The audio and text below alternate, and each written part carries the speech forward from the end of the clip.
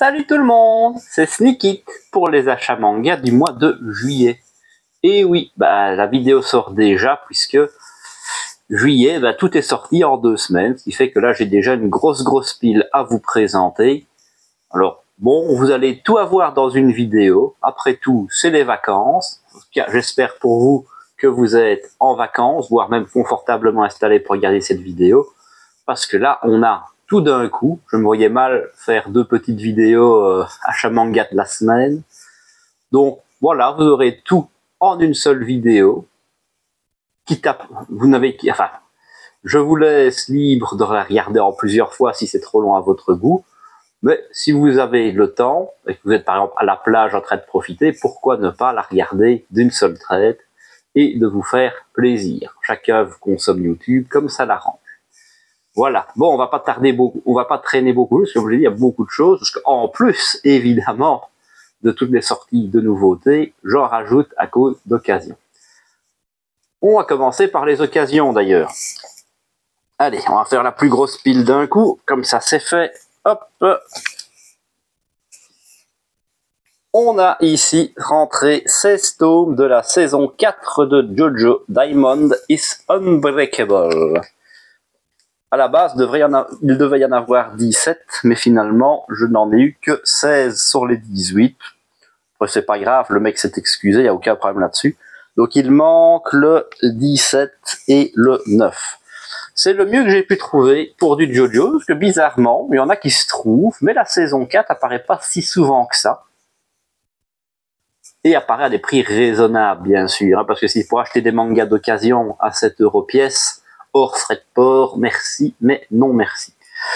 Voilà, avec ça, on a presque fini l'intégralité de JoJo. Ce n'est pas une mince affaire. Hop là. Ensuite, on va enchaîner. Achat pas très raisonnable, mais au coup de cœur, c'est-à-dire les tomes 6 et 7 de Shadow House. Pourquoi est-ce que je dis ça? Parce que Shadow House, c'est un peu... Alors, je rien contre le manga, attention. Ne faites pas dire ce que j'ai pas dit. Mais j'ai rentré il y a pas mal de temps les 5 premiers tomes et je ne les ai toujours pas lus. Oui, c'est un tort. C'est vrai que quand on achète beaucoup trop de mangas, voilà ce qui arrive, on en met de côté. Après, moi, j'agis à l'instinct, je vois passer un boulot, je saute dessus, je le stocke pour plus tard. Donc, ça fait plusieurs fois que je me dis, vas-y, commence au moins la série, voir si ça te plaît. Parce qu'en général, quand j'ai une série, je sais au moins de quoi ça parle, c'est le minimum. Là, je sais de quoi ça parle, mais je ne les ai pas lus. Mais voilà, c'était chez mon libraire, 3 € pièce, très bel état. Donc honnêtement, j'ai pas voulu passer à côté, je les ai rentrés. Après bon, je connais aussi mon libraire, si jamais je lui dis écoute finalement, j'ai commencé à les lire, j'aime vraiment pas, je sais qu'il me les reprendra très gentiment. Hop là.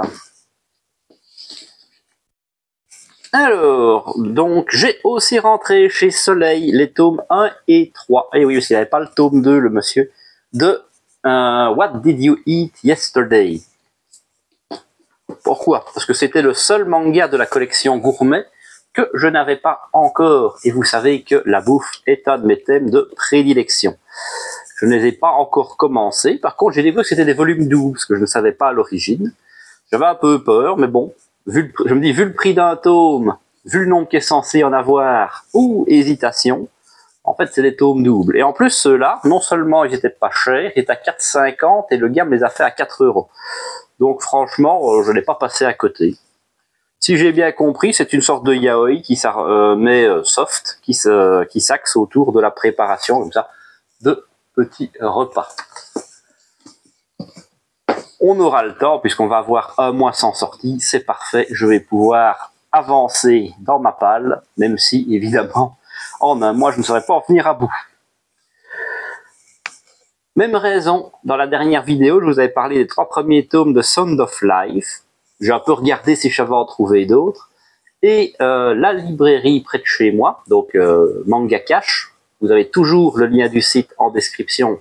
Et pour rappel, vous avez toujours le petit code Sneakit, si jamais ça vous intéresse, pour avoir 5 € de réduction à partir de 25 € d'achat. J'ai regardé s'il en avait, il avait le Sound of Life. Et en plus, il fait des soldes, c'est pour ça que je vous en parle un peu ici, c'est toujours sympa. Il était à moins 40%, coup de bol. Et pareil, toujours impeccable. Et ils sont emballés. Là, je l'ai déballé, évidemment, mais il était vraiment, pour de l'occasion, on ne peut pas faire mieux. Donc, pareil, je place ça là. Vous en faites ce que vous voulez, mais c'est le moment. Il y a du moins 10, du moins 20, du moins 30, du moins 40. Pourquoi ne pas vous faire un petit plaisir pour l'été si vous êtes en manque de lecture? Hop là! On va enchaîner sur le thème bouffe, parce que là, je chasse les mangas de bouffe, j'avoue. J'ai rentré les 5 premiers tomes de Chacun ses goûts, chez Kana. Donc dans le Big Kana, en général, une gamme éditoriale que j'aime bien. Alors, le principe de base, ça parle de l'acceptation et ça parle de bouffe. C'est la rencontre entre ces deux personnages-ci. Elle est une otaku, c'est-à-dire qu'elle est passionnée par justement les mangas, les figurines, les jeux vidéo, et elle aime qu'on lui foute la paix et manger dans son coin. Mais les gens la jugent, parce que c'est pas la norme de manger toute seule, c'est pas la norme de ne pas prêter attention à ses vêtements, à ce qu'on mange pour acheter des jeux vidéo, tout ça. Donc elle se fait forcément juger. Ça me parle personnellement parce que c'est aussi quelque chose qui m'arrive souvent, parce que vous avez déjà eu ce problème-là quand on parle par exemple de manga. Ah ouais, je suis passionné de manga, les gens vous regardent, ils font, mais c'est un truc pour les gamins, alors que pas du tout. On se comprend. Et elle va faire la rencontre de ce personnage-là, qui est en fait un garçon, mais qui s'habille en fille, très féminin comme ça, et qui préfère les hommes. Donc pareil, toujours acceptation aussi, et il va y avoir collaboration, elles vont décider de cohabiter, voilà. Et un des principes de la cohabitation, c'est de s'échanger des bento. Chaque semaine, elle fait un bento pour lui, il fait un bento pour elle. C'est assez mignon, c'est sympathique, pour le temps j'ai lu 2 tomes, ça passe bien. C'est du bon contenu niveau lecture, par contre, ça c'est pas un tome qu'on va manger en 15 minutes, contrairement à La Voix du Tablier dans la même collection. J'ai beaucoup aimé cette petite série, jusque-là. Chez le même vendeur, parce que des fois, il y a des offres genre moins 10% si on prend d'autres offres et tout ça, il y avait justement à 2 €, alors vraiment pas cher, Funeral Concerto, qui avait été recommandé par Céline et Adrien de Sélection Manga.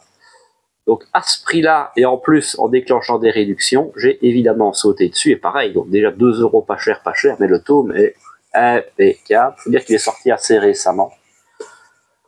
Hop là. Et donc ça va parler c'est comment on dit, des pompes funèbres, mais à Taïwan. On verra ce que ça vaudra. Petit one shot, c'est toujours bon à prendre, ma foi.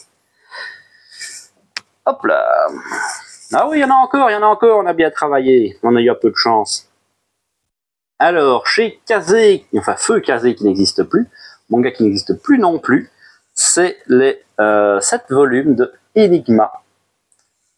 Voilà, donc c'est un manga, de ce que j'avais compris, ça fait un petit moment, je le cherchais, c'est un petit manga d'enquête, en quelque sorte, mais qui n'est plus disponible, je voulais laisser de l'attraper, c'est chose faite. Voilà, prendra le temps de lire ça aussi. Surtout que j'aime bien aussi ces petites séries, 7 tomes, ça va, le genre de truc, on sera sur une journée, ça peut être lu. Ça a aussi un côté pratique. Voilà. Comme ça, si vous voulez voir à quoi ça ressemble aussi un petit peu. Hop. Tout ce que je sais, c'est que c'est un manga originaire du Jump à la base. Et puis, pour faire écho à la vidéo manga de chat, parce que c'est un manga j'en avais parlé, dans vos commentaires, dans vos retours, vous m'avez dit non, mais vas-y, c'est très bien. Donc, on a un Yankees, donc l'intégrale en 6 volumes. Alors, pour celui-là, c'est pareil, après la vidéo, j'ai regardé un petit peu, j'ai trouvé un lot en parfait état, 15 balles.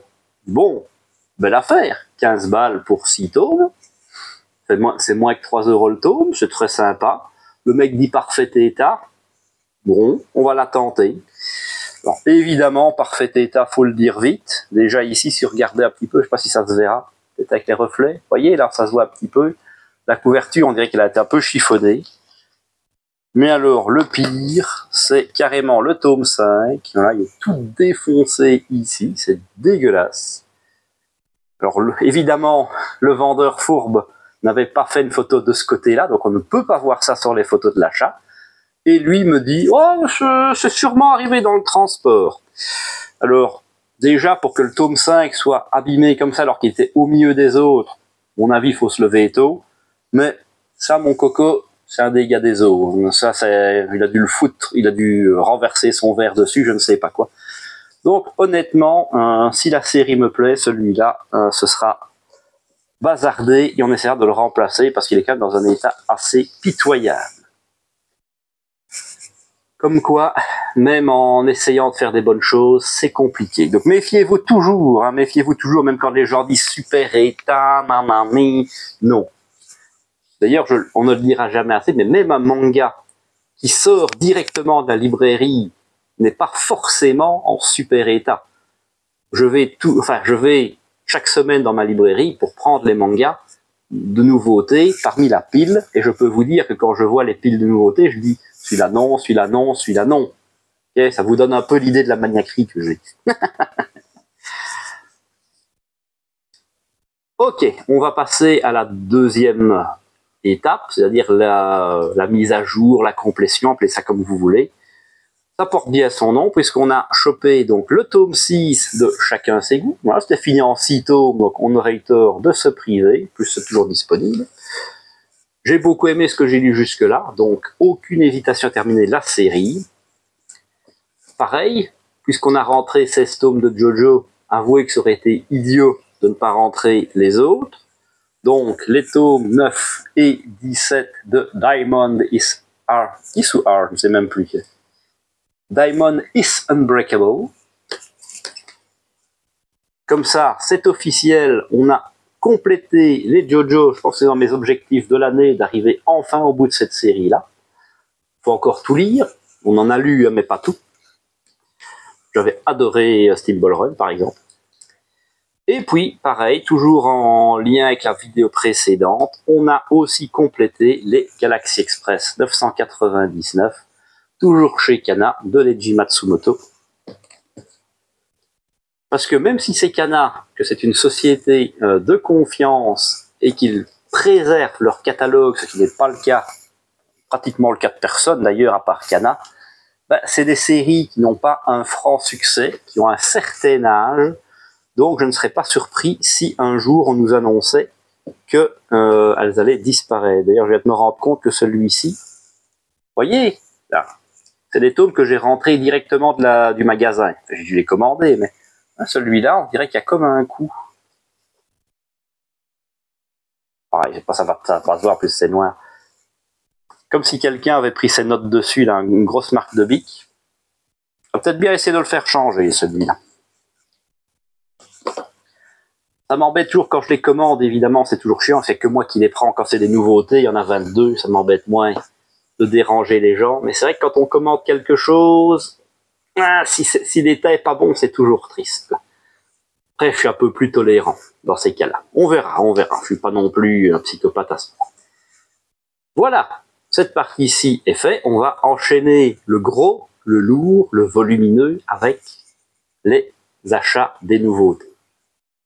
On va commencer avec le tome 18 de Solo Leveling. Alors, je peux pas dire que j'ai passé un mauvais moment, mais on va être un peu honnête avec vous, c'est aussi à ça que servent peut-être ces vidéos, c'est que c'est complètement du tome filler. Donc l'histoire s'est terminée au tome 16, le tome 17 amenait peut-être encore un peu quelque chose avec vraiment des petits trucs de la fin. Mais alors le tome 18 n'amène vraiment plus rien du tout. C'est un ensemble de petites histoires qui sont pas foncièrement désagréables à lire, mais qui n'ont aucun lien entre elles. Notamment celle-ci, c'est une sorte de what if. Et on vous le dit pas, il faut le comprendre. Là, ça part du principe que Sun Jinwoo, au lieu d'être devenu le maître des ombres, était devenu le boss des dragons, là, le roi des dragons. Donc il résout tout par l'ultra-violence. Ça dure un petit chapitre comme ça. Bon d'accord, on a des bonds dans le temps, il recroise des personnages qu'il a croisés, il fait sa vie. Bon, pourquoi pas. Alors évidemment, ils sont malins chez K-Books puisqu'ils ont continué la numérotation d'origine. Je pense que s'ils avaient, je suis convaincu que s'ils avaient stoppé la numérotation en disant voilà, de 1 à 16, le manga est fini et maintenant on vous sort des tomes 1, 2, 3 type spin-off, ça serait peut-être beaucoup moins bien vendu. Je peux comprendre pourquoi. Sachant que le point d'orgue, et ça je ne sais pas s'ils vont les faire chez Kiun, ça pourrait être chez K-Books, pardon, ça pourrait être sympa, mais en fait, à travers ces petites histoires, on va introduire le personnage ici, par contre le dessin est toujours petits oignons, qui est en fait le fils de Sun Jin-woo. Bon, j'ai complètement oublié le nom, hein, parce que déjà que les noms japonais c'est compliqué, mais alors coréen c'est encore pire, qui va lancer, puisqu'il y aura une suite qui s'appelle Solo Leveling Ragnarok. Je ne sais pas s'ils vont la faire. S'ils vont la faire, pourquoi pas, ça peut m'intéresser. Mais j'avoue que je préférais une vraie suite avec des vrais chapitres, une vraie histoire, que ça, où c'est vraiment plein de petites histoires. C'est très dispensatoire, si vous voulez mon avis. Ensuite, on va passer chez Mana Books avec le tome 14 de Villageois, level 999. Donc celui que je pensais être le dernier, hein, puisque j'avais été induit en erreur. Donc je vous confirme en effet qu'il n'en est rien. Hop là, donc on est passé du monde médiéval fantastique au monde réel post-apo. Et maintenant, les personnages disparaissent un par un et on va enquêter pour savoir pourquoi est-ce qu'ils disparaissent, tout simplement. C'est sympathique, c'est sympathique. Maintenant, moi encore une fois, j'avais acheté ce bouquin-là parce que j'aimais beaucoup le côté médiéval. Et je pensais qu'on allait justement faire, voilà, t'as eu 10 tomes de médiéval, hop, petit twist, on change d'univers, mais ça dure pas très longtemps.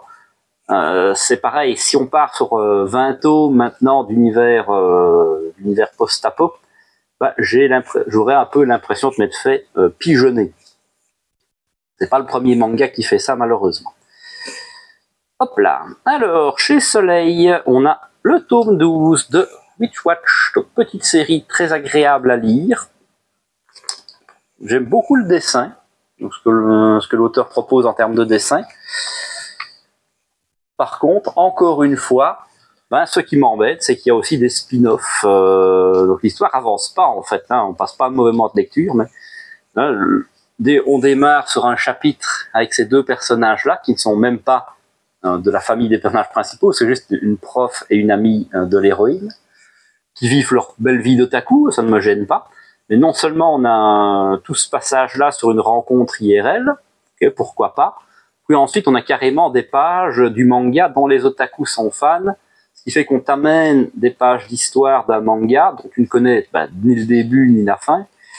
C'est bizarre, pour moi c'est du remplissage, et donc j'ai un peu survolé ces trucs-là, et ça dure assez longtemps, hein, puisque tout ça c'est des pages, donc c'est comme si vous lisiez un autre manga dans votre manga. Mais ça fait quand même quelques pages, comme mine de rien, donc un peu spécial. C'est pas un manga que je conseillerais en priorité. J'ai un peu l'impression de me faire arnaquer sur les...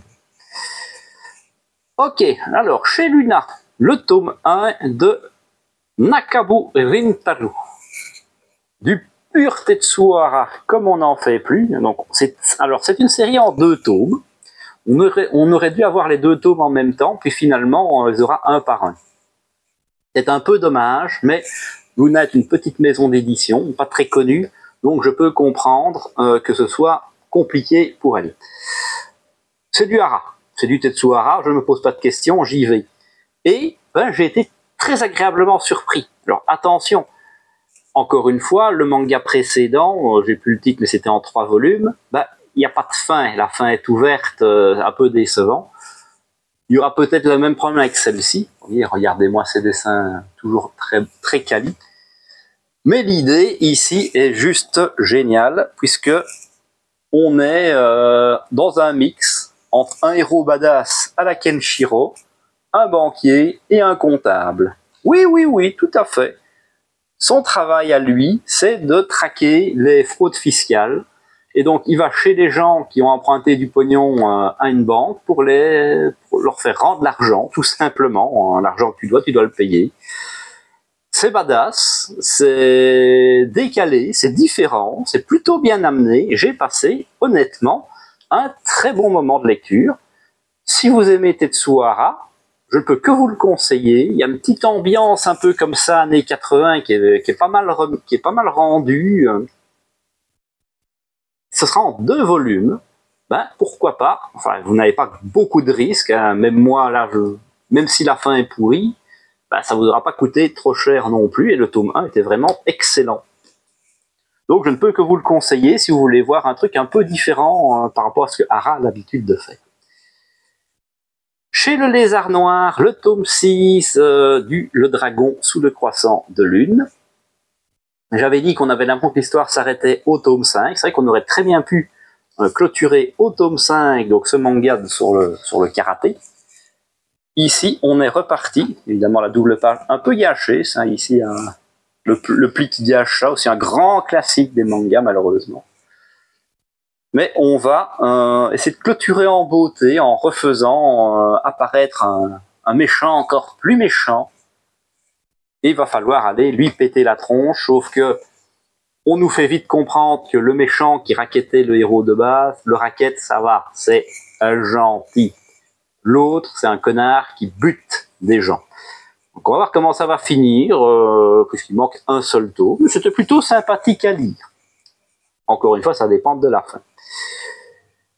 Chez Doki Doki, quelque chose qui sort très rarement, c'est le tome 7 de The Cave King. Donc c'est un manga médiéval fantastique, je ne sais même pas si j'ai déjà eu l'occasion de vous en parler ici. L'origine, c'est plutôt pas mal, il y a une petite vibe un peu à la Minecraft, c'est-à-dire que le héros, lui, ils ont tous des pouvoirs qui dépendent d'un emblème qu'ils ont sur la main, et lui, c'est le roi des cavernes, c'est-à-dire que tant qu'il est dans le monde normal, il sert à rien et c'est une grosse quiche, mais si tu lui donnes une caverne et un moyen de creuser, là, il va faire des dingueries. Notamment trouver des pierres magiques qui vont le renforcer, tout ça. Oui, il y a une petite vibe Minecraft qui n'est pas désagréable. L'histoire évolue plutôt bien. Maintenant, c'est un manga qui prend très très son temps. Moi, j'aime encore bien. Pourquoi pas? Je sais même pas en combien de tomes ce sera, ce truc-là. Ça sent un peu les light novels. Presque un goût d'isekai, si vous voyez ce que je veux dire. Ok. Alors, on va passer chez Panini. Ah, on enchaîne plutôt pas mal, hein. Le tome 5 de Kore Kaite Shine. Encore une fois, je n'ai aucune idée de si on doit prononcer ça en full japonais ou en français ou en anglais. Donc, manga très sympathique sur l'univers du manga, sur la création de manga, mais avec le côté vie scolaire qui est très agréable, puisque là, c'est pas des gens qui ont pour but de devenir mangaka, d'être édité, tout ça, mais qui ont simplement pour but de faire un club et d'éditer des mangas. Donc on a tout un côté de la culture éditoriale qui est ici travaillé par rapport à d'autres mangas comme un Bakuman. Le but ici, c'est de faire des fanzines, d'aller faire le comiquette, tout ça. Ce qui n'est pas, c'est pas le milieu pro qui est visé. C'est très sympa, le côté vie scolaire est bien mis. J'aime beaucoup le dessin aussi. Je remonte encore un petit coup. Et le petit côté dessin comme ça, c'est assez doux, c'est sympathique. Un bon petit manga. Chez Mangetsu, on est sur le tome 29 d'Awashi, donc plus que 11, puisqu'on sait non, ça serait terminé en 40 volumes. Toujours un très très bon manga de football. Donc on est toujours dans l'entraînement avec les pros. Par contre, je pense que c'est peut-être moi qui fais le vieux con parce que j'ai lu beaucoup de mangas, mais je vois très exactement où l'auteur veut nous emmener, puisqu'on a justement le brave Ashito qui est motivé comme jamais et qui veut faire ses crocs. À la fin, il veut rejoindre l'équipe des pros, il veut progresser, il veut devenir bon. Et on a justement un ancien pro qui est proche de la retraite. D'ailleurs, il veut prendre sa retraite. Qui lui, il a fait partie de l'équipe nationale, mais il n'est plus à son prime, hein, il a plus de 40 ans. Et son idée, c'est d'arrêter. Mais justement, mais il y a un petit jeune motivé là. Oh, qu'est-ce qu'on ferait bien ensemble, hein, clin d'œil, clin d'œil. Ouais, voilà, mais ça passe bien, c'est vraiment excellent comme manga de foot. On ne le dira jamais assez. Hop là. Chez Nobinobi, le tome 4 de Bloom, petite comédie romantique fort sympathique encore une fois. Pareil, le côté toujours Roméo et Juliette, puisque elle vient d'un milieu, est dans une école pour filles de bonne famille, et que eux viennent dans une école de cassos. Ça marche bien, c'est très très feel good, très bon enfant. Encore une fois, Nobi, donc encore une ligne éditoriale que j'aime beaucoup, en plus la collection Genki, donc c'est vraiment excessivement feel good, tout se passe bien. Peut-être tout se passe même peut-être un peu trop bien, mais franchement, c'est un bon moment de lecture à chaque fois. Encore une fois, c'est vous qui me l'aviez conseillé, Bloom, et je vous en remercie, puisque à chaque fois, je me régale. On va passer chez Komiku. Alors, le tome 13 de Noble New World Adventurer. Donc, manga complètement isekai, il y a pareil. Ça coche vraiment toutes les cases. Réincarné, alors fils de bonne famille, excessivement puissant, de milieu, le harem. Alors le harem, au moins, il est... Bon, on va dire que c'est un harem gentil, puisque c'est un enfant de 12 ans, un truc comme ça, donc il a déjà 4 femmes, mais elles ont aussi 12 ans, donc on n'est pas dans des femmes chats gros boobs non plus. Mais voilà, hein, bon, on le connaît, c'est de l'isekai. On essaye de nous faire croire, ouais, voilà, lui c'est le méchant, hein, il est très méchant, il se fait défoncer en 3 secondes et demie. Voilà, pas de la grosse littérature. Par contre, un de mes petits coups de cœur chez chez Komiku, Mécamage d'esclaves à héros.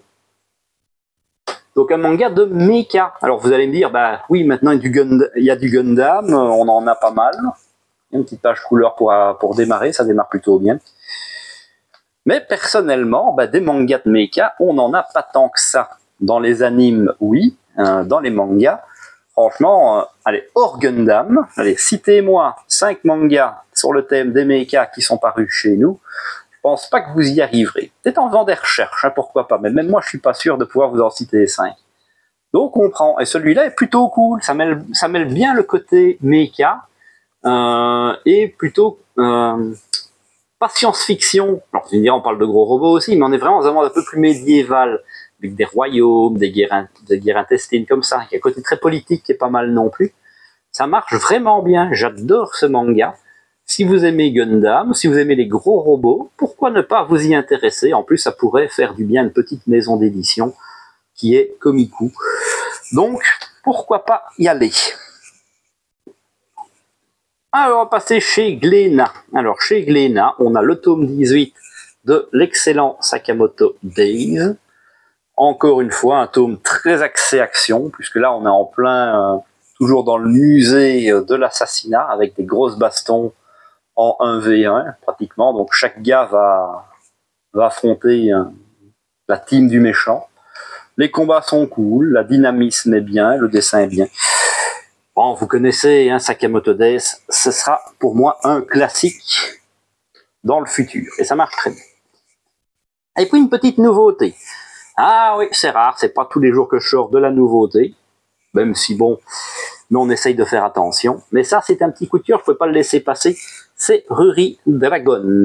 En plus, ça c'est l'édition collector. Allez, on va flexer un petit peu. C'est vrai que je montre rarement des collecteurs, parce que j'en achète pas. Mais ici, ce collecteur avait le goût d'être exactement au centime près, au même prix que le tome de base. Ce qui est plutôt un bon move pour lancer une série, je trouve. Avec un petit shikishi dédicacé. Alors, évidemment, c'est une copie, c'est pas une vraie dédicace, ce serait beaucoup trop cool. Et puis, un petit carnet de notes. Voilà, je l'ai laissé emballer. Je l'avais ouvert pour voir ce que c'était dedans, avec des petits post-it et tout ça, un petit bic. Ça sert toujours, ça c'est plutôt le genre de goodies qui est pas mal, puisque ça peut très bien se servir pour prendre des notes, pour mettre des petits post-it, tout ça. Donc franchement, un beau petit coup, puis c'est loin d'être vilain, au final, moi j'aime encore bien.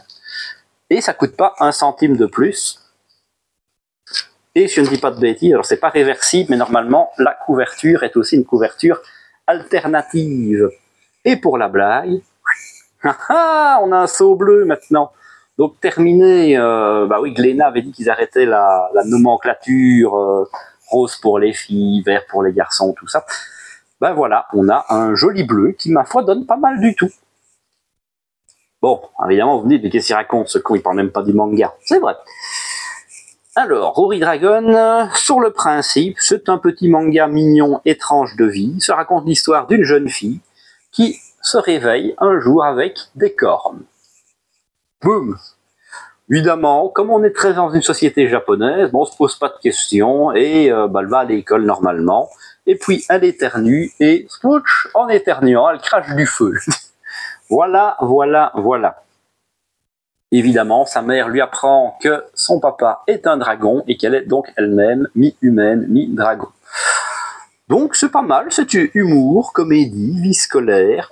Encore une fois, très japonais, ce qui me semble que si dans la vraie vie, j'avais eu un camarade de classe qui avait d'un coup des cornes et qui était capable de cracher du feu, ça m'aurait peut-être pas fait le même effet que « Ah ouais, cool !» Non, mais bon, ça passe bien. J'avoue que j'avais été très curieux, pourquoi? Parce que c'est un manga qui a beaucoup fait parler de lui à l'époque du Japon.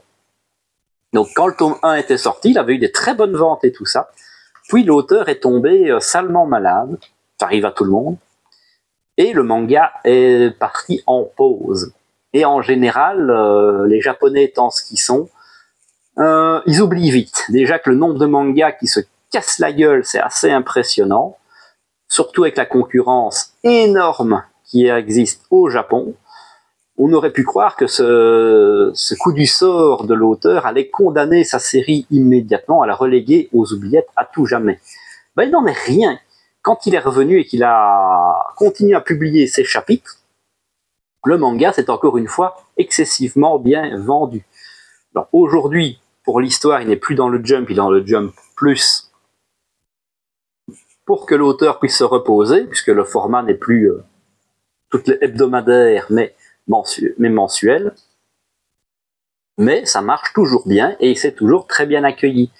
Donc je me suis dit, il doit y avoir au moins quelque chose derrière. Si les Japonais sont prêts à pardonner plusieurs mois d'absence et à toujours être au rendez-vous et ne pas avoir oublié la série, c'est que ça les a marqués, c'est que ça a raconté quelque chose de bien. Donc je ne voulais pas passer à côté. Pourquoi pas? Après, ça révolutionne rien. C'est pas un manga dingue, il n'y a pas des sentiments de fou, des révélations. C'est pas un Peleliu, hein, on en est très très loin.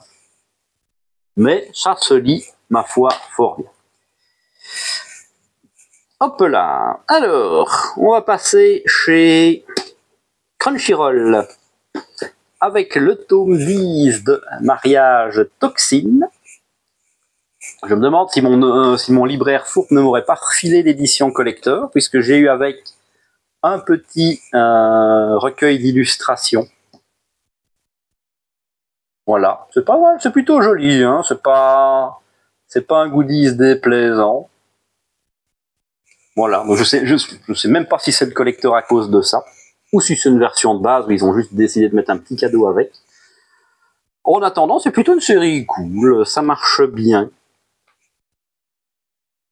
Donc ici, on a résolu l'histoire du gang des flingueurs et on termine en lançant une nouvelle petite enquête avec le personnage du Chiot, donc un des premiers ennemis qu'il avait affronté, une femme qui a le pouvoir de manipuler l'eau. On apprend qu'elle est originaire d'un clan qui est capable de manipuler le feu. Et forcément, donc elle est un peu paria, ça se comprend. Mais ce que j'aime bien, c'est que c'est un manga qui avait pour moi le défaut de partir sur un côté un peu... Je ne peux pas dire harem, mais lui, en fait, je ne connaissais pas, lui cherche une prétendante, donc d'où le terme mariage toxique, parce que c'est un empoisonneur. Mais plus les histoires avançaient, plus on lui trouvait des prétendantes qui répondaient positivement, en quelque sorte. C'est pas juste, tiens, voilà une fille, en fait, la fille l'intéresse pas du tout. Donc là, il y avait déjà 5-6 filles qui étaient disponibles et qui répondaient présentes. Je me dis, ça ne sert à rien d'en amener plus. Justement, c'est plutôt encourageant puisque la fin, on retrouve une fille justement qu'il a déjà côtoyée, qu'il a déjà aidée. Donc c'est plutôt bien. Moi, j'aimerais bien que ça reste dans cette vague-là. Plus besoin de rajouter plein de nouveaux personnages, rester sur ceux qui sont là et développer le côté comédie romantique. Hop là. Ensuite, le tome 4 de Nuée Exorciste, pareil, donc petit manga du Jump, qui est en difficulté tout un moment, puis qui maintenant remonte plutôt pas mal, marche bien. Donc c'est un manga d'exorcisme, bah oui, ouais. Vous l'auriez pas compris. Avec un petit côté aussi, peut-être un petit peu etchi sur les bords, il y a un côté romance aussi qui marche bien, enfin qui se développe petit à petit. C'est plutôt sympathique, ça se lit pas mal. Hop là. Et on va terminer avec un dernier manga du Jump, le tome 5 de Kill Blue, qui lui devrait... lui c'est plus compliqué, hein. Lui il a du mal à remonter la pente, on va dire. Donc toujours par l'auteur de Kurokos Basket, série que j'avais adorée. Donc ça c'est toujours l'histoire d'un quadragénaire tueur à gages hyper doué qui doit retourner à l'école pour protéger une fille. J'ai entendu dire qu'on critiquait pas mal ce manga par chez nous, hein, en disant justement qu'il y avait le côté malsain, qu'il y avait une relation amoureuse entre lui dans un corps d'enfant et une jeune adolescente. Je vous rassure, ce n'est absolument pas le cas. D'ailleurs, le début de l'intrigue de ce tome-ci, c'est justement lui qui essaye de trouver des solutions pour que les sentiments qui commencent à se développer chez la fille ne deviennent pas des sentiments amoureux, restent des sentiments d'amitié. Parce que lui a très bien conscience, justement, de sa position de quadragénaire qui est divorcé, qui a lui-même un enfant. Donc voilà, ça ne va jamais dans le malsain. N'écoutez pas parfois ce que les gens peuvent raconter. Maintenant, ce n'est pas non plus un manga à mettre sur le Panthéon, c'est un bon divertissement. Il faut aimer le côté à la fois humour, à la fois héros badass. Il y a un petit côté à la City Hunter, vous voyez, où avec son flingue, il sait résoudre pas mal de problèmes comme ça, sniper une corde qui est à 200 mètres de lui sans aucun problème. Voilà, donc si vous êtes dans ce délire-là, c'est une bonne petite lecture.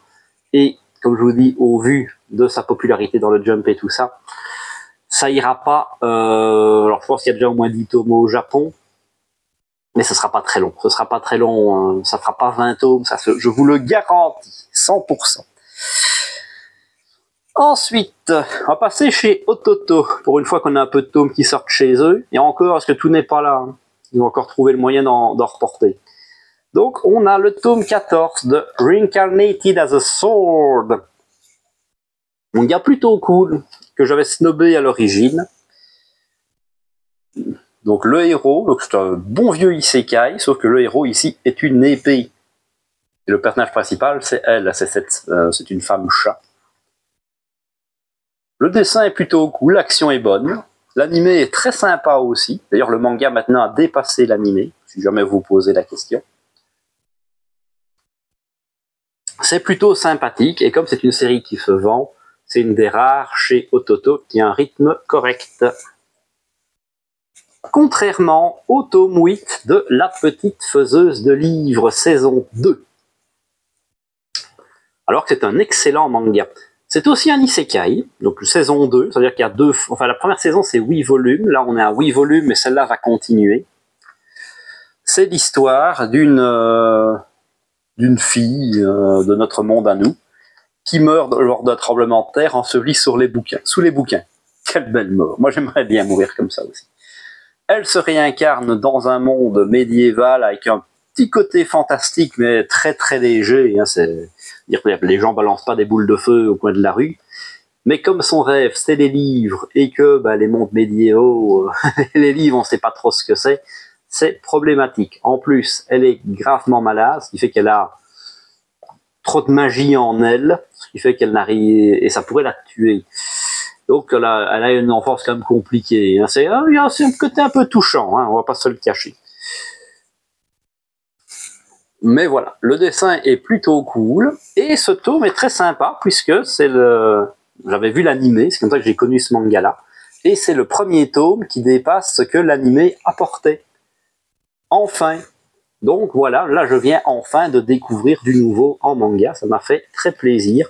C'est une bonne petite série, Et ça, contrairement aux isekai, on va dire classiques qui cochent toutes les cases, ça a au moins le bénéfice d'être original. On va passer chez Delcourt Tonkam avec un autre isekai pas original pour un sou, réincarné dans un autre monde. Moi, c'est bien épais, hein, ça n'avait pas votre pognon avec ça. Donc, le gars est surcheaté, mais c'est un dompteur. Donc, lui, il a une armée de slime. Bon, ça c'est du déjà vu. Un gros loup et un rhinocéros. Bon, au moins, ça, c'est pas tous les jours qu'on voit un héros qui se promène avec un rhinocéros. Ça reste sympathique, ça se lit bien aussi. Si vous aimez de l'isekai, c'est un bon tome. Enfin, c'est une bonne série. Et puis, le tome 1 de la Masterpiece, Trigun Maximum. On avait déjà eu droit à Hellsing, qui était plutôt pas mal, belle édition et tout ça. On remet le couvert avec Trigun. Donc toujours un manga en dur. Évidemment là les couleurs sont différentes, vous me direz. On a toujours le petit marque-page qui va bien et qui fait plaisir. Un papier de qualité. Des pages bien épaisses. On ne va pas au travers. Mais par contre, pour l'édition en elle-même, c'est pas exactement la même texture que sur Hellsing. On me dit, qu'est-ce que ça change? Eh ben, ça change, pour vous, amis français, pas grand-chose. Pour nous, amis belges, c'est plus compliqué. Parce qu'en fait, alors vous allez apprendre un truc qui vous servira à rien, mais chez nous, on a 2 distributeurs qui se partagent l'entièreté du catalogue manga, peu de choses près, hein, Meian étant, eux, totalement à part. Mais donc ça s'appelle Delibel, la moitié du catalogue est chez eux. Et comme on n'a pas exactement les mêmes prix qu'en France, notamment avec une TVA différente, on est à 6% et vous à 5,5%, ils ont trouvé la bonne idée de rajouter des étiquettes de prix.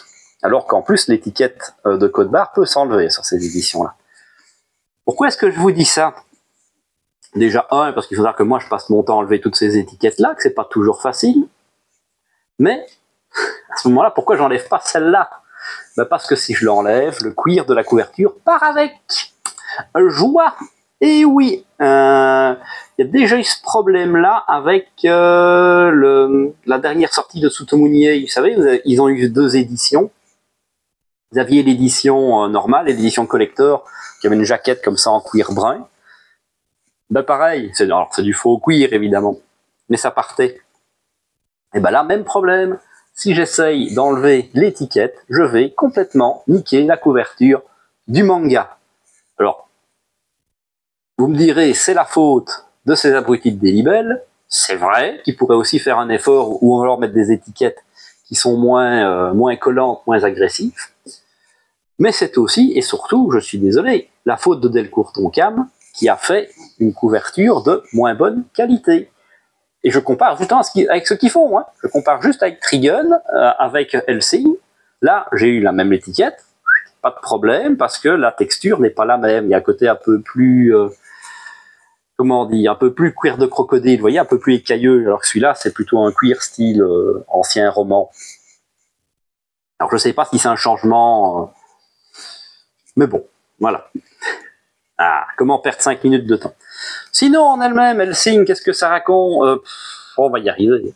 Trigun, qu'est-ce que ça raconte? Alors, c'est un côté western, et avec un côté avec un mélange un peu science-fiction. C'est-à-dire que tout se passe dans des villes un peu vraiment conquêtes de l'Ouest, mais le héros, a priori, lui, est un extraterrestre. Vous voyez, il est arrivé à un gros vaisseau comme ça, un truc comme ça. C'est sympathique. C'est sympathique, ça se laisse lire. C'est pas un coup de cœur non plus. Maintenant, je sais bien que c'est quand même un peu un truc légendaire, Trigun. Donc j'avais envie de le découvrir. Je vais pas passer un mauvais moment. Je pense que je continuerai la série, de toute façon. Parce que c'est pareil, il y aura un gros 5 volumes, 5 ou 7 celui-là.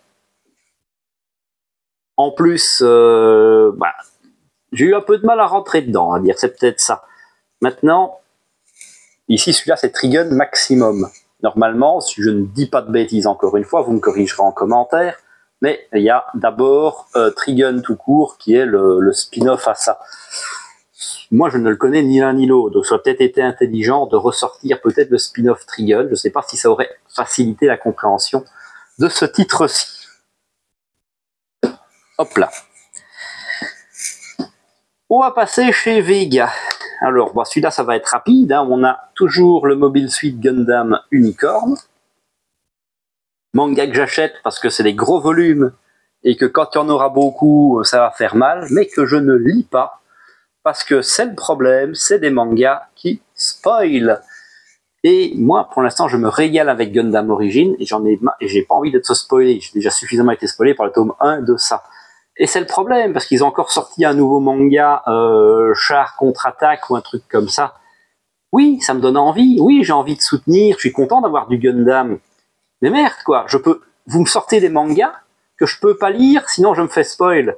Oui, parce que en plus, Char, c'est un des personnages principaux de Gundam Origin. Donc, si j'achète Char contre-attaque et qu'on m'apprend qu'en fait c'était son clone dans la série de base, voilà, je dis de la merde, mais ma lecture va être gâchée, donc non, je ne prends pas les autres mangas et je continuerai Origin tout simplement. Ensuite, le tome 2 de Young Ladies Don't Play Fighting Games. C'est donc j'avais pris le premier volume pour voir de quoi ça allait parler, parce que les jeux de combat c'est quelque chose qui me parle en bon otaku que je suis. J'ai très envie de voir comment ça allait évoluer. Et ben je ne suis pas déçu.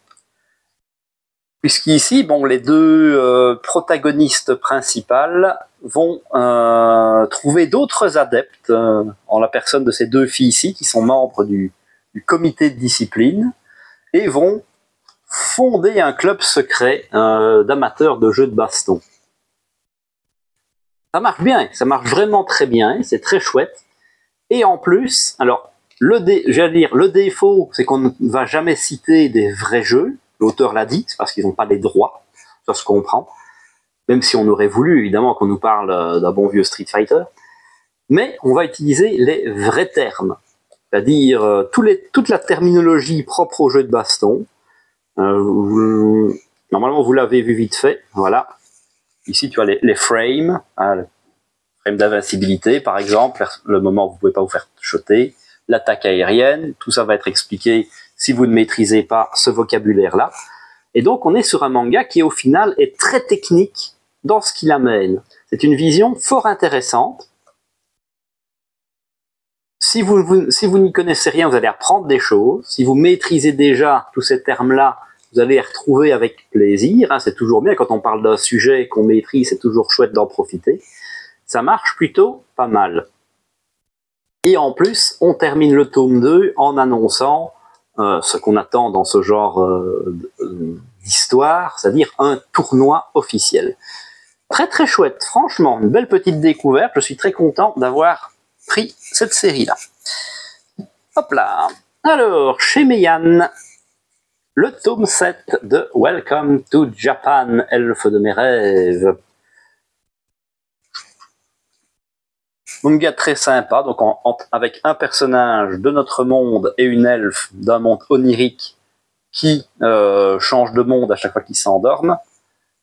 Et ici, ils vont faire un tour à la campagne, donc à la préfecture d'Aomori, qui est connue justement pour ses pommes. C'est pour ça qu'il y a des pommes ici, au Japon.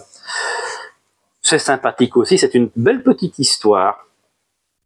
Ça marche plutôt bien. On a à la fois les codes de la vie moderne, les codes de la bouffe, et puis, comme on voyage entre deux mondes, on a aussi un petit monde fantastique, pareil avec donjons, quêtes, les monstres, les dragons, tout ça. Ça marche très bien. Ensuite, un de mes petits bonbons, je me régale à chaque fois, le tome 10 d'Uzaki-chan Wants to Hang Out.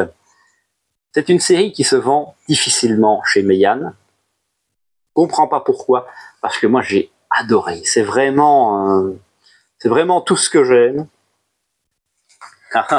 Ou du ecchi. Voilà, c'était cadeau, c'est pour moi, ça me fait plaisir. C'est de la comédie romantique et je trouve ça excessivement drôle. C'est déjà un peu plus mature parce que les personnages, ils sont à l'université, donc ils sont tous les deux majeurs et vaccinés. Ça marche bien. Évidemment, il faut être sensible à ce genre d'humour. Je sais bien que ça ne plaira pas à tout le monde, puisqu'on a le côté, vous connaissez un peu le côté de tsundere, c'est-à-dire que elle, qui est l'héroïne principale, lui court après, mais plutôt là en mode, elle l'embête tout le temps et tout ça, parce qu'elle n'ose pas avouer ses sentiments. Donc quand lui répond à ses sentiments, ben hop, elle devient timide et elle rougit. C'est vraiment excessivement bien. Vous avez l'animé pour faire une idée qui marche très bien. Ici, on a aussi dépassé l'animé, donc c'est chouette de pouvoir aussi découvrir quelque chose de nouveau. La relation a évolué plutôt bien, et c'est justement aussi un point fort. Pour moi, une bonne comédie romantique, il ne faut pas passer 14 tomes à se tourner autour avant de se prendre la main. Il faut avancer un petit peu. D'ailleurs, tout ce tome-là est là-dessus. Elle aimerait bien que ils sont avoués leurs sentiments, ça y est, ils sont ensemble, ils sont en couple, ils sont contents, mais elle aimerait bien que la relation évolue. Alors comme c'est un manga tout public, évidemment, on se doute bien que ce qu'elle entend parce que la relation évolue, hein, c'est pas d'aller faire une partie de Scrabble, clin d'œil, hein, vous m'avez compris, mais voilà, c'est vraiment très chouette. Et j'aimerais bien que Mégane sorte ça un peu plus souvent. Mais bon, ça se vend pas, donc ça sort pas. Ensuite, on va passer justement à l'opposé avec Harem in a Fantasy Dungeon World. Ça, c'est l'inverse. Hein. Celui-là, il est chez les Daytan. Donc celui-là, oui, des parties de Scrabble, il y en a beaucoup. Mais pas que. Parce que oui, hein, on peut lire ça pour le côté ultra ecchi. Attention à ce que je vous montre, évidemment. Mais on peut aussi dire ça parce que l'histoire, au final, n'est pas dénuée d'intérêt. Justement, le côté exploration du donjon, farm, level up, maîtrise des compétences, est plutôt bien amené et plutôt intéressant. Maintenant, évidemment, si des scènes de sexe vous dérangent, je peux comprendre que vous n'y ayez pas là-dedans, mais sinon, ça marche très bien. Plus c'est très sympa, moi j'aime bien l'humour marche bien aussi avec les personnages, puisque elle est une guerrière bestiale, donc elle est petit côté chien comme ça. Alors que elle, c'est une naine. Moi ça se voit pas, le côté oreille pointue pour les nains, moi je les vois petits trapus avec des barbes. Selon Gimli, même les femmes naines ont de la barbe, donc pourquoi pas. Mais là, on a le côté, lui parle d'aller voir des elfes, et forcément, comme tout nain qui se respecte, par contre, elle fait, ouais, les elfes, c'est tous des fourbes et des mesquins. Moi, j'adore, ça me fait beaucoup rire. C'est pas mauvais comme manga. Et on va aussi enchaîner avec le tome 15 de How Not to Summon a Demon Lord. Ah oui, vous aimez mon accent anglais. Oui, vous aimez mon accent anglais. Celui-là aussi vient de rattraper, dépasser l'animé, en tout cas ce que je connaissais. Il y a une saison qui est sortie depuis. Voilà, vous pouvez avoir des excuses que je ne savais pas. Sachant qu'on termine donc ici un arc et une histoire, et que l'animé la termine de façon différente, ce qui est plutôt drôle. L'animé termine sur un côté très épique avec une énorme bataille. Alors qu'ici, oui, il y a de la baston, mais c'est un peu moins épique puisque c'est pas la fin du manga. C'est plutôt cool aussi, ça marche bien. J'aime beaucoup le côté du personnage qui est un seigneur démon ultra puissant, qui joue son rôle de caïd, de mec qu'il faut pas faire chier, tout en étant ultra timide à l'intérieur de lui. Tu vois, il balance des punchlines de fou. Puis j'ai merde, qu'est-ce que j'ai dit? Ça marche bien, moi j'aime beaucoup. Ok. Ah, il y en a encore. Ah, j'avais dit, vous allez en avoir pour votre pognon. On va passer chez Kurokawa. Alors, le tome 27 de Moi, quand je me réincarne en slime. Hop là.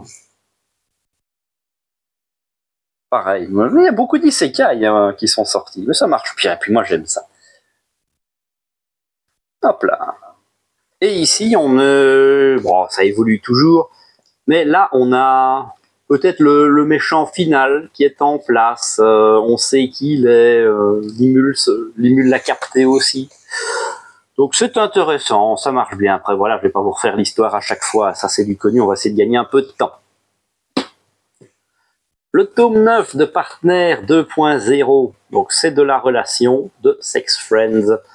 Ça avait l'avantage d'être original et au moins de ne pas s'encombrer de faux semblants. Ils sont complètement là pour ça et c'est assumé. Ça devient peut-être un peu long. Serait bon. Je ne sais pas jusqu'où ça va durer. Voilà, puis cette page-là, je ne peux pas vous la montrer, vous la verrez pas. Non. Sans être désagréable, encore une fois, mais c'est le genre de manga, il ne faut pas que ça aille trop loin non plus, sinon on va vraiment finir par tourner en rond, et ce serait dommage. Le tome 15 de Oshinoko, l'avant-dernier. Très très hâte de voir comment ça va se clôturer.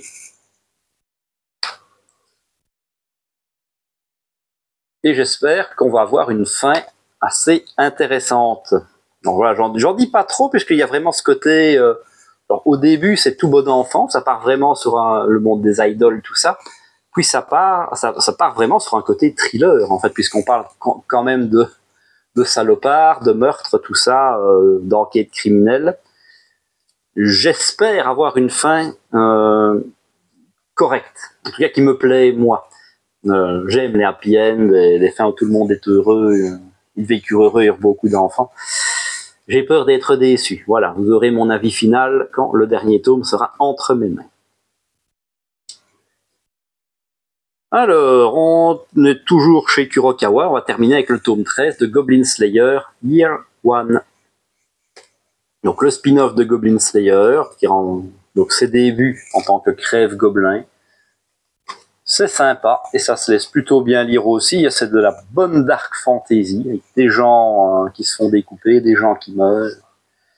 Pas mettre en toutes les mains, hein. Les premiers tomes de l'œuvre sont quand même plutôt violents, dans tous les sens du terme. Ça marche pas mal. Par contre, encore une fois, c'est un spin-off, on est déjà à 13 tomes, sur ce qui est censé être sa première année de service. C'est peut-être aussi un peu long. J'aimerais bien qu'il commence à se concentrer sur la série principale plutôt que sur les spin-offs. D'autant que celui-là, on est quand même à une série principale et 4 spin-offs, et ça chez nous, hein, disponibles sur le marché. Ça fait peut-être beaucoup. On va passer chez Kana avec le tome 26 de Gamaran, le tournoi ultime, manga de samouraï qui a le gros avantage de faire combattre des gens avec plein d'armes différentes. C'est très chouette, on approche du bout, il n'y a plus beaucoup de tomes. Et on rajoute encore ce personnage-là, donc pour renforcer le camp des méchants, c'est censé être un des méchant d'élite, mais lui il était en vacances à l'étranger, il vient de redébarquer. Ça rajoute encore un peu de peuple, hein. Bon, à mon avis, l'auteur essaye de faire durer la sauce, on va dire. Ensuite, le tome 25 de Shai, excellent manga de super-héros, mais à 100 lieues d'un My Hero Academia. Ici, on est vraiment moins dans l'action, plus sur les sentiments, sur vraiment les émotions. C'est très très bon. C'est pas très connu. Quelques personnes qui en parlent, dont les Goshi, qui aiment beaucoup ce manga-là. Mais c'est vraiment un manga qui mérite d'être connu. Parce que c'est original, en fait, dans sa façon de voir les choses. Il y a pas mal de sous-entendus. Et ici, on approche aussi du bout. 25 tomes, c'est déjà beaucoup. Mais ça n'atteindra pas les 40, les 30. Ça devrait, pour moi, vers les 30 tomes, ce sera très bien pour s'arrêter là. De toute façon, la bande des méchants est presque exclusivement... il n'y en a plus beaucoup. Là, tout le tome se concentre pratiquement sur ce personnage-là, qui est une sorte de zombie. Et le but de sa vie, lui, c'est de mourir. C'est pas gay, hein, on est sur beaucoup moins feel good. Alors... on va passer sur le tome 22 de Togen Anki. Pareil, alors si jamais vous suivez cette série et que vous aimez bien, je vous préviens quand même que ce tome-là est exclusif au premier tirage. Donc si vous le voulez, il ne faudra pas traîner non plus, sinon vous risquez de vous faire couillonner, car vous ne sauteriez pas sur tout ce qui bouge. Day One. C'est toujours excellent, regardez, hop, petite page qui est déjà à bon petit niveau. Pareil, très action. Et celui-là n'a pas volé son côté Dark Kana, parce que les gens dans ce manga, alors en tout cas les antagonistes, sont vraiment des immondes salopards. Après, Et peut-être pas au niveau de certains mangas, hein, genre un Ushujima ou tout ça. Mais quand on voit ce qu'ils font, c'est quand même des saletés. Mais ça se lit plutôt bien, c'est enfin, j'allais dire c'est sympathique. Bon, faut aimer le genre. Hein. Si les massacres de masse, les tortures, manipulations mentales et autres joyeusetés vous dégoûtent, n'y allez pas. En même temps, c'est du dark, c'est pas pour rien. Celui-ci est dark, mais beaucoup moins dark, c'est Kagura Bashi, pareil, une des étoiles montantes du Shonen Jump. Hop là, donc le fils qui veut venger son père en récupérant les katanas légendaires qu'il a forgés, katanas qui ont des pouvoirs. Donc, il y a une petite vague Demon Slayer qui sortent. C'est pas mal, c'est plein d'action, ça marche bien. Et j'avoue que le petit cliffhanger de fin était particulièrement savoureux. Ça me donne excessivement envie d'avoir le tome 4 entre les mains. Et ça, c'est quand même une preuve de qualité. Quand vous fermez un tome et vous avez envie d'avoir la suite, en général, c'est que ça sent bon. Ensuite, le tome 13 de Blue Wolf. Donc, c'est l'avant-dernier, parce que c'est fini en 14 tomes. Ce n'est pas excessivement grand. J'aime beaucoup la couverture comme ça.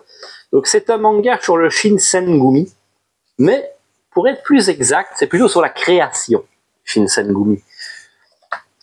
Parce que à moins de rusher comme un porc le tome 14, tous les événements qui vont mener à la fin de cette période-là et à la fin du Shinsengumi, on ne les verra sûrement pas. Puisque ça c'est quand même assez long politiquement, il y a pas mal d'intrigues, il y a même des gros combats, et à l'époque actuelle, ils y sont pas encore. Là, l'organisation ne compte à peine une 50aine de membres, alors qu'elle va quand même évoluer plutôt pas mal. Si vous avez suivi d'autres œuvres sur la question, comme Shiruran, par exemple, ou il s'appelle encore celui-là, celui chez Mangetsu, Nibugi Shiden, ceux-là vont par contre brosser toute la période historique. D'ailleurs, j'arrive à confondre, parce qu'à force de mélanger, d'avoir les noms avec des têtes différentes, par exemple celui-là, qui s'appelle Kamo Serizawa, je n'arrive pas à le visualiser dans les autres séries que je viens de vous citer. Peut-être parce que c'est un personnage qui a disparu justement au début de l'histoire du Shinsengumi. Mais c'est pas mal. Ce tome-là est un peu plus axé justement action, baston. Vous avez vu, je vous ai montré des images avec des personnages un peu ensanglantés et tout ça, alors que justement le héros est plutôt un gentillet. Mais c'est pas mal, ça se laisse plutôt bien lire. Et là, encore une fois, une série en 14 tomes, ça a le bon coup de ne pas être trop long. Évidemment, je réserve toujours mon jugement pour le dernier volume.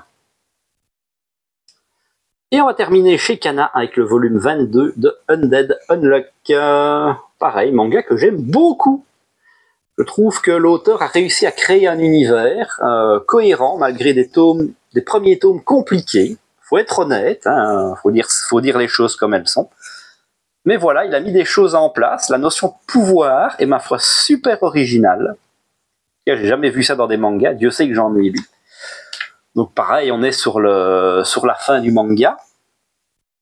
La bataille finale contre les gros boss. Donc là, il y a deux des 10 commandements vilains qui débarquent. Le maître des bêtes et le maître des mots. Qu'on ne voit pas là-dessus, je pense. Qui est symbolisé par une petite fille toute mignonne. À mon avis, ça va pas rester comme ça longtemps. Mais c'est chouette, ça passe bien. Moi, je vous conseille Undead Unluck. Moi, c'est un très bon manga. Ne vous arrêtez pas aux 3 premiers tomes, vous seriez déçus. Alors, on va passer chez Pika. On va garder le plus gros pour la fin. On a largement dépassé l'heure, par contre. Le dernier tome, le tome 50 de Shihaya Fulu, sur le Karuta, 50 volumes, et je suis arrivé au bout, en tout cas en termes d'achat. En termes de lecture, on en est très très loin. Maintenant, j'ai plus d'excuses pour ne pas lire l'intégralité de ce shoujo. C'est un shoujo. Par contre, il faudra que je recommence à zéro, parce que vu l'époque à laquelle j'ai lu les premiers tomes, autant tout me relire. Mais c'est pas mes priorités, ça je ne vous le cache pas. Ensuite, c'était combien celui-là? C'est où? Ah, c'est là. Le tome 21, écrit comme ça se voit pas bien, de A Couple of Cuckoos. Voilà, celui-là, je ne suis pas à jour non plus, malheureusement. Petite romance qui passait bien, ça me permet de gagner du temps, c'est pratique. Le tome 12 de All Out, donc pareil, on approche aussi de la fin, c'est fini en 17 volumes, celui-ci. Manga sur le rugby, très très cool. Enfin, moi j'aime beaucoup le dessin, alors c'est pas un dessin de malade non plus, mais je trouve qu'il est atypique et plutôt bien gratté. Et comme dans tout manga de sport qui se respecte, là on est dans le gros tournoi. Et de toute façon, je suppose que ça se terminera là-dessus. Alors est-ce que ça se terminera sur une victoire ou sur une défaite? Ça on ne sait pas. Hein. Bon, regardez, enfin bon, non, je ne peux rien dire, ça spoilerait des trucs. Même si c'est des mangas qui ont un certain âge, vous pourriez spoiler, ce serait dommage de dire ça. Mais sachez que tous les mangas de sport ne se terminent pas forcément sur un gros happy ending aussi. Le tome 13 de Goddess Café Terrasse, donc romance de Kujiseo. Encore une fois, il y a de la romance, il y a du ecchi, ça marche bien, ça se lit correctement. Mais n'ayons pas peur des mots, c'est son œuvre la moins intéressante. C'est un excellent auteur, il a une écriture des sentiments des personnages qui est d'un très très haut niveau. Mais voilà, là il est tombé complètement dans la facilité. Alors il y a aussi des trucs intéressants dans l'écriture, attention, mais on n'est pas au niveau de ses œuvres précédentes. Je pense qu'il rejoint la facilité avec des choses qui marchent bien, et il donne au lecteur ce qu'il veut, il y a peu de choses après tout. Il faut bien gagner sa croûte. Ensuite, le tome 8 de Thunder 3. Je n'ai toujours pas sûr si c'est de l'auteur de Guns, mais ça y ressemble quand même très très fort. C'est un bon petit défouloir, ça se lit assez vite, mais c'est plutôt chouette avec ce parallèle entre des décors de malades et un monde moderne très bien dessiné, puis des petits personnages comme ça en SD qui se promènent dedans, qui sont l'équivalent d'un Superman, puis qui sont pratiquement indestructibles. Ça marche bien, et ça ne devrait pas durer excessivement longtemps, puisque là, même l'auteur dit dans ce tome-ci qu'on a atteint le point d'orgue. Donc, si c'est pas trop long, c'est parfait. En tout cas, ça marche bien. C'est pas trop long à lire, le dessin est très beau, c'est chouette. Et on termine chez Pika avec le tome 22 de Twilight Bound Hanako-kun, que je n'ai pas lu. Peut-être ça un bon candidat à être lu sur l'été pour rattraper mon retard là-dedans. Pourquoi pas. Même si j'avoue que j'aime bien plutôt lire des séries terminées. Au moins comme ça je sais, je démarre A à Z, c'est fait. Et enfin le dernier, on approche du bout. Si vous êtes toujours là, bravo. Donc Ki-un, le tome 7 de Nine Peaks. Furio qui marche très bien, un bon Furio. Pour moi, il est supérieur à Tokyo Revenger, mais c'est compliqué, ça joue pas. Même s'il y a une notion de voyage dans le temps, c'est pas du tout pris de la même manière.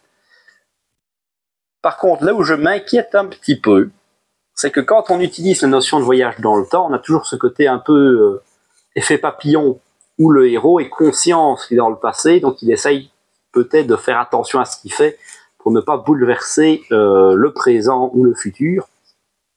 Donc on voit les choses. Là, j'ai l'impression que le héros, il prend peut-être un peu trop de place. C'est-à-dire que c'est son père qui était censé résoudre les conflits et être le boss absolu. J'ai peut-être peur qu'il prenne un peu trop de place et qu'il finisse par remplacer son père dans sa timeline d'origine. Après, si l'auteur amène ça plutôt bien, pourquoi pas? Moi, j'ai aucun problème là-dessus. Mais à voir ce que ça va donner.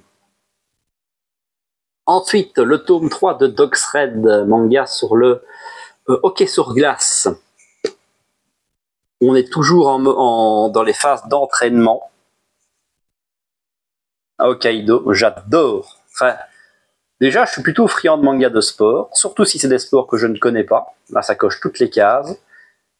En plus, avec le dessin de l'auteur que j'aime beaucoup, avec sa petite touche humoristique aussi, ben voilà, on est d'accord, hein.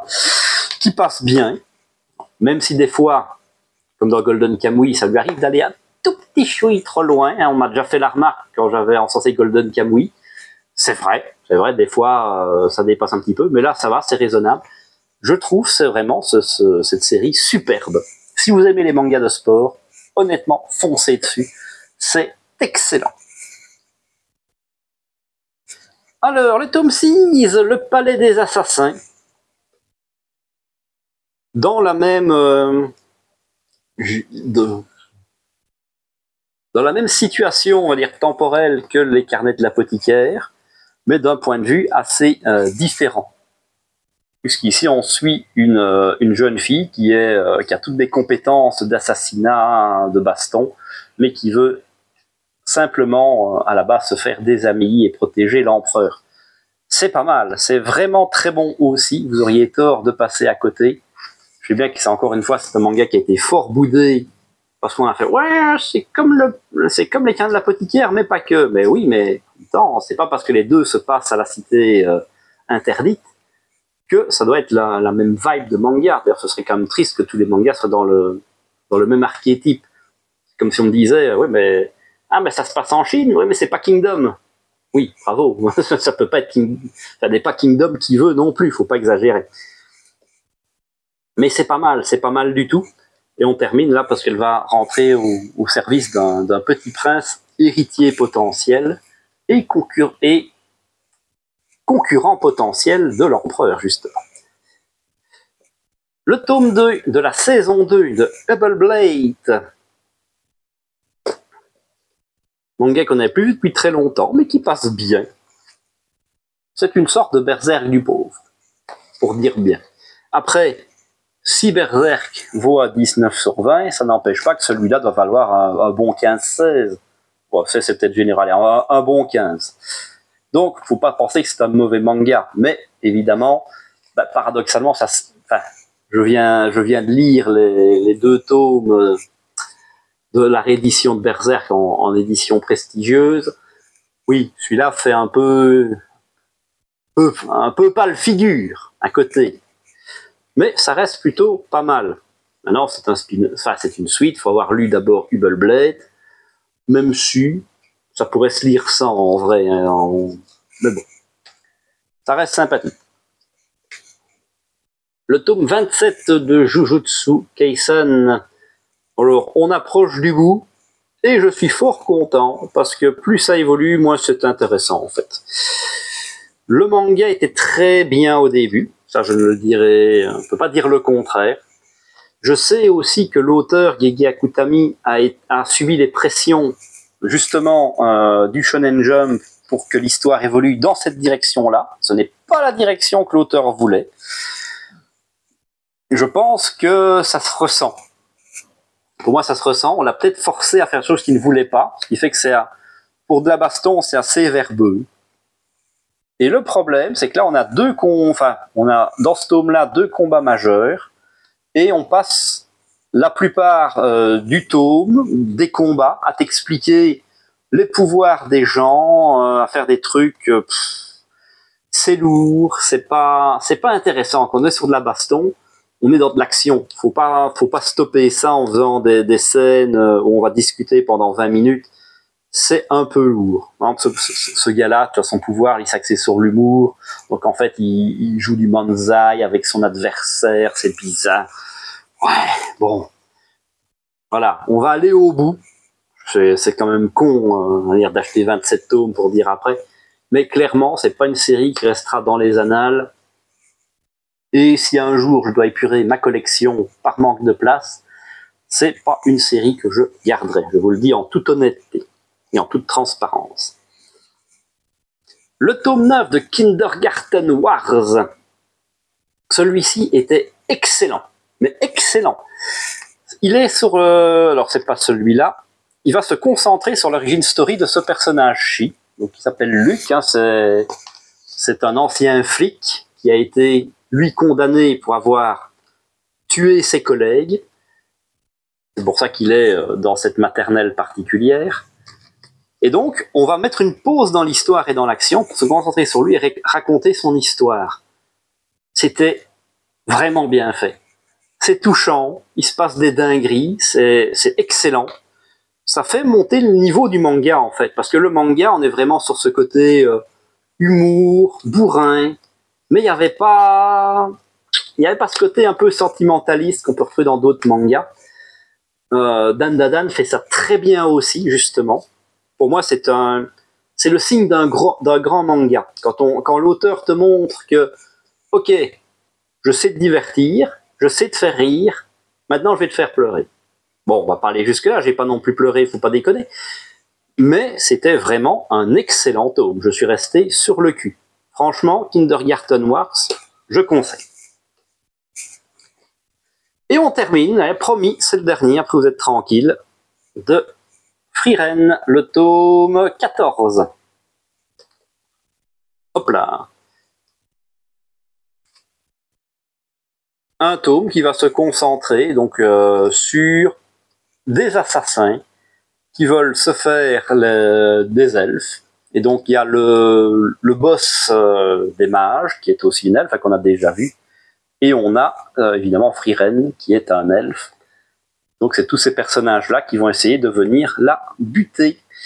Le côté chouette, c'est qu'on va retrouver le personnage du prêtre, qui avait rejoint la bande à une époque et qui était parti. Donc il se retrouve au meilleur moment. C'est toujours chouette, hein, ça se lit pas mal. Maintenant, contrairement à d'autres, celui-là, on est plutôt sur un petit train-train. Ça fait un moment qu'on n'a plus de renouveau, qu'on n'a pas relancé l'intérêt. Bon, est-ce que ça en fait un mauvais manga pour autant? Non. Mais peut-être que la promesse, l'excellence du début n'est plus exactement au rendez-vous. En tout cas, c'est comme ça que je le ressens. Voilà. On est au bout. Ça fait déjà un bon moment. Si vous êtes toujours là, je dois vous remercier. Félicitations. Mais encore une fois, si vous les regardez en plusieurs morceaux, je le comprendrai parfaitement. Si vous êtes en vacances, ou si vous allez partir en vacances, je vous souhaite d'excellentes vacances. Profitez-en. Quel meilleur moment que les vacances pour lire des mangas, après tout. N'hésitez pas à lâcher le petit pouce bleu si la vidéo vous a plu, à vous abonner pour ne pas manquer les prochaines vidéos. Et moi, je vous dis à la prochaine!